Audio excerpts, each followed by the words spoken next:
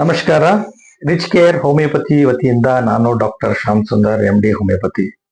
ಇಂದು ನಾವು ಹಲವಾರು ಜನರನ್ನು ಕಾಡುತ್ತಿರುವ ಸಾಮಾನ್ಯ ಸಮಸ್ಯೆಯಾದ ಕೂದಲು ಉದುರುವಿಕೆ ಬಗ್ಗೆ ತಿಳಿದುಕೊಳ್ಳೋಣ. ಕೂದಲು ಉದುರುವಿಕೆ ಅಂದ್ರೆ ಏನು? ಪ್ರತಿದಿನ ಸ್ವಲ್ಪ ಪ್ರಮಾಣದಲ್ಲಿ ಕೂದಲು ಉದುರುವುದು ಸಾಮಾನ್ಯ.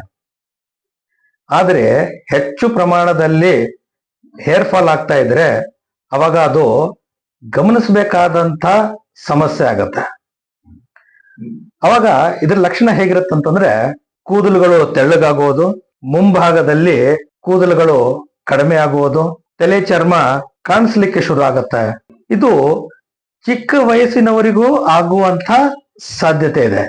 ಅಲ್ಲಿ ಬೋಳು ತಲೆ ಆಗುವಂತ ಸಾಧ್ಯತೆನೂ ಇರುತ್ತೆ ಅಂತಾನು ಹೇಳ್ಬೋದು. ಇದರ ಮುಖ್ಯ ಕಾರಣ ಅಂತ ಹೇಳೋದಾದ್ರೆ ಹಾರ್ಮೋನ್ ಅಸಮತೋಲನೆ, ಮಾನಸಿಕ ಒತ್ತಡ, ಪೌಷ್ಟಿಕಾಂಶದ ಕೊರತೆ, ಥೈರಾಯ್ಡ್ ಸಮಸ್ಯೆ, ನಿದ್ರೆಯ ಕೊರತೆ, ಅತಿ ಹೆಚ್ಚು ರಸಾಯನವುಳ್ಳ ಶಾಂಪೂಗಳ ಬಳಕೆಯಿಂದನೂ ಹೇರ್ ಲಾಸ್ ಆಗುವಂತ ಸಮಸ್ಯೆ ಇರುತ್ತೆ.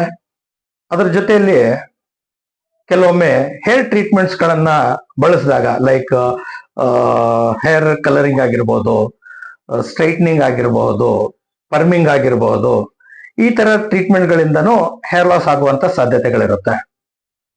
ಜೊತೆಯಲ್ಲಿ ಮುಖ್ಯವಾದ ಕಾರಣ ಅಂತಂತ ಹೇಳಿದ್ರೆ ಕೌಟುಂಬಿಕ ಇತಿಹಾಸ, ಫ್ಯಾಮಿಲಿ ಹಿಸ್ಟ್ರಿ ಇದ್ರೂ ಕೂಡ ಹೇರ್ ಲಾಸ್ ಆಗುವಂತ ಸಾಧ್ಯತೆಗಳಿರುತ್ತೆ. ಇದನ್ನ ಹೇಗೆ ತಡಿಬಹುದು? ಪ್ರೋಟೀನ್ ಮತ್ತು ಐರನ್ ಇರುವ ಆಹಾರ ಸೇವನೆ ಮಾಡಬೇಕು. ಹಸಿರು ತರಕಾರಿ, ಹಣ್ಣುಗಳು ಹೆಚ್ಚಾಗಿ ತಿನ್ಬೇಕು. ಹೆಚ್ಚು ನೀರನ್ನು ಕುಡಿಬೇಕು. ಸಮಯಕ್ಕೆ ಸರಿಯಾಗಿ ನಿದ್ದೆ ಮಾಡಬೇಕು ಮತ್ತು ಮಾನಸಿಕ ಒತ್ತಡಗಳನ್ನು ಕಡಿಮೆ ಮಾಡಿಕೊಳ್ಬೇಕು.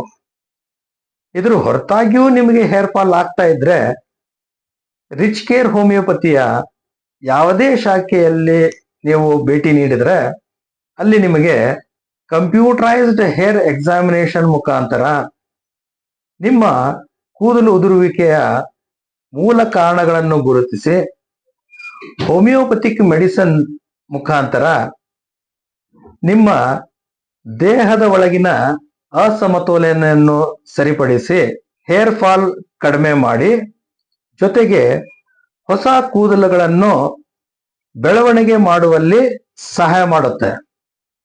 ರಿಚ್ ಕೇರ್ ಹೋಮಿಯೋಪತಿಯಲ್ಲಿ ಪ್ರತಿಯೊಬ್ಬರ ದೇಹದ ಸ್ವಭಾವಕ್ಕೆ ಅನುಗುಣವಾಗಿ ಚಿಕಿತ್ಸೆಯನ್ನು ನೀಡಲಾಗುತ್ತೆ ಅಂತಾನೂ ಹೇಳ್ಬೋದು. ನಮಸ್ಕಾರ.